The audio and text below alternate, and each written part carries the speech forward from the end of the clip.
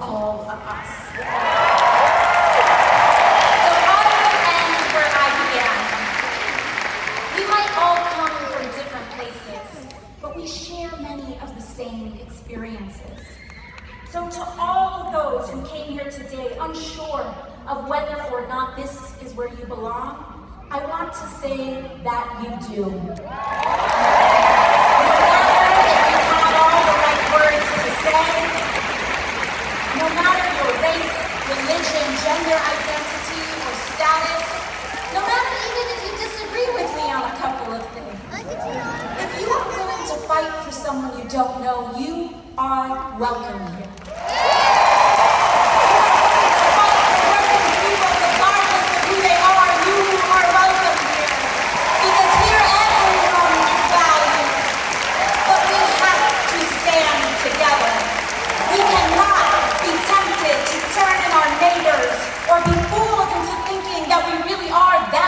Different than a trans or queer kid who just wants to be accepted. We cannot be fooled into thinking that we're that much different than a dreamer who strives for a better future and to fulfill the American dream.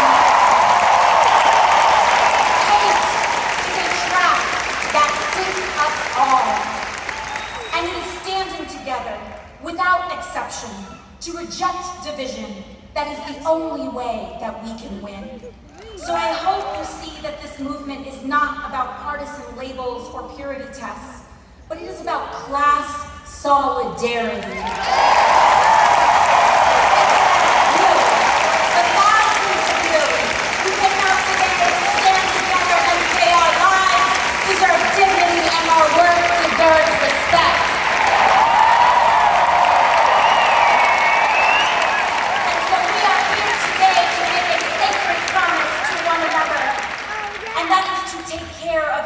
On our worst days and to share in the successes of our best.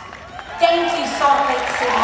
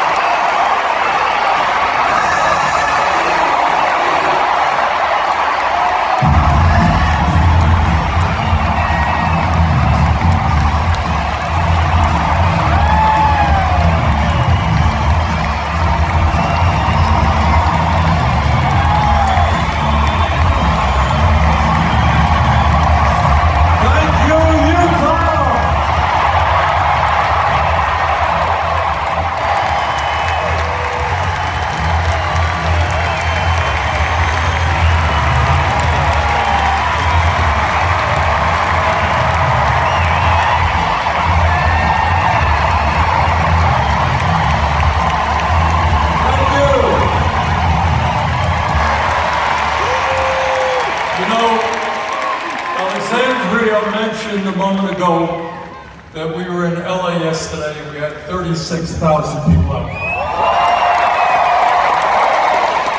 But in many ways, the 20,000 we have out today is more impressive.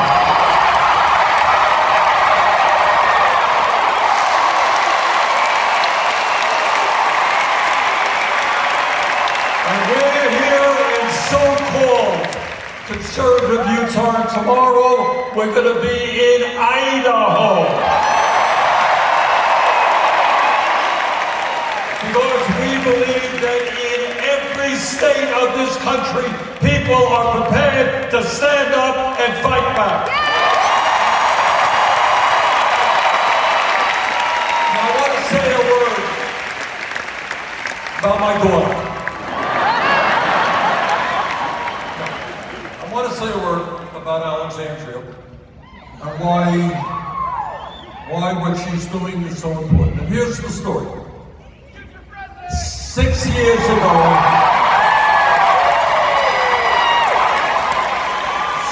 years ago, what were you doing for a living? She was a waitress.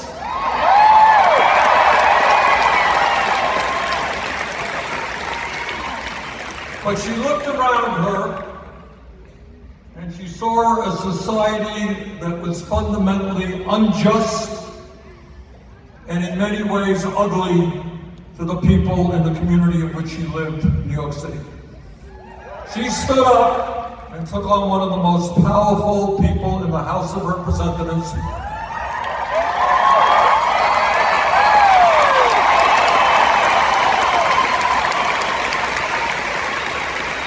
She started with almost no money against the guy who had unlimited funds, and she beat him. Now,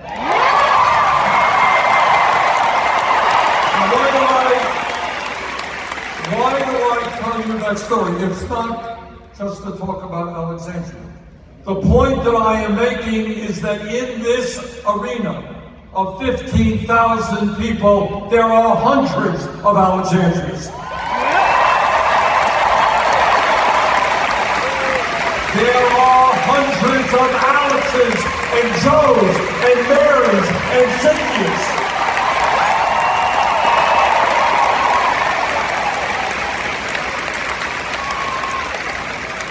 And all across this country, we are going to need people to go outside of their comfort zone.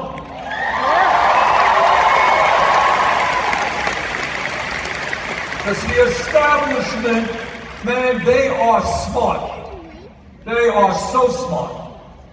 And one of the smartest things they do, one of the most effective things they do, is to say to all of you and working people all over America, hey, we got the money, we got the power, we own it all, you ain't nothing you're gonna do about it.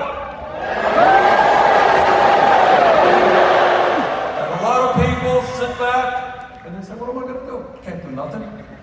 All right? My boss is going to fire me, this, that, and the other thing.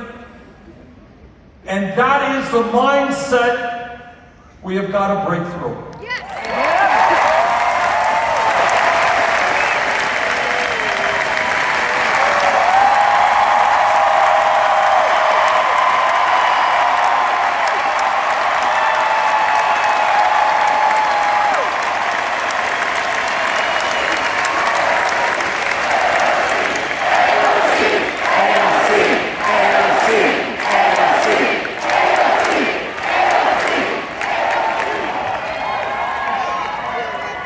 It's not AOC, and it's not Bernie, it is you.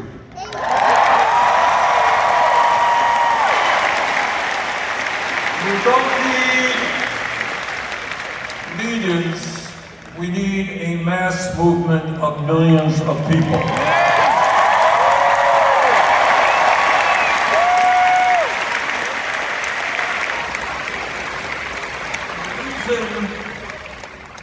That Alexandria and I have been running around the country is because, as all of you know, and she so eloquently stated, we are living in the most dangerous moments in the modern history of this country. And I really, especially for the young people, I wish I could not have to tell you that, you know? But it is just simply true. We are living in a moment where a handful of billionaires control our government.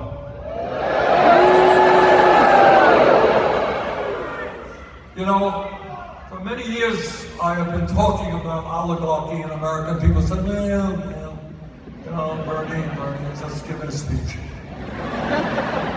But anybody, I have to thank, you know, Trump for educating the American people about what oligarchy is. You know, we can talk about it as an abstraction, but when Trump gets inaugurated, and standing right behind him, and I had the remarkable, unreal, surreal experience of being in the front row, just like you guys are. I got pushed into that, I don't know how, but there I was. And there's Trump taking the oath of office, and right behind him are the three wealthiest people in America. Mr. Musk, Mr. Bezos, and Mr. Zuckerberg. And if that is not enough to make you understand that we're living in an oligarchy, right behind them were 13 other billionaires that Trump had nominated to head up major federal agencies.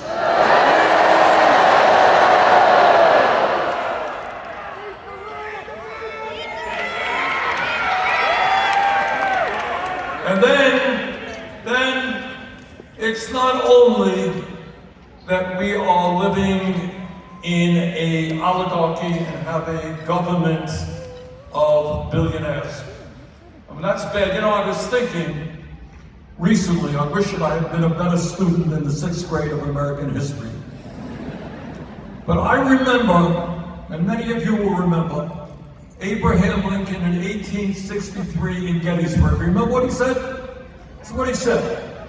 He was looking out on the field, the battlefield. He had come there just a few days after the terrible battle where 20,000 Union soldiers fighting slavery, fighting to end slavery, had either died or been wounded. 20,000 soldiers.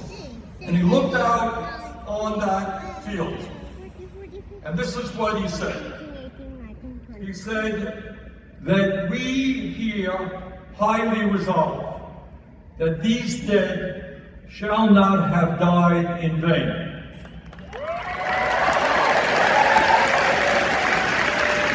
That this nation under God shall have a new birth of freedom.